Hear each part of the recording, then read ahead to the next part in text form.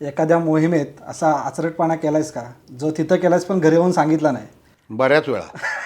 नाही तर मला पुढच्या मोहिमेला जाताना भयंकर काहीतरी कृत्य करायला लागेल का. आणि कसं आहे, सुरुवातीच्या काळात हा आचरटपणा खूप झाला आणि तो केवळ अज्ञानामुळे झाला. म्हणजे नवीन ग्लेशियरवरनं चालत जायचं. आता जरा लेखा हिडन क्रेव्हास असतील, पडून मरशील की. आणि जोगीन मोहिमेत 89 साली माझ्या दुसऱ्याच मोहिमेत मी तो अनुभव घेतला आहे. माझं नशीब बलवत्तर म्हणून मी आज तुझ्यासमोर बसलो आहे. मी नेहमीच सांगतो लोकांना, मी 89 सालापासून बोनस लाईफ जगतो आहे. त्या क्रिवासमध्ये ते बक्षरून होतं आणि क्रिवास पण नव्हता, म्हणजे क्रिवासची खूप वरची आवृत्ती. ओके.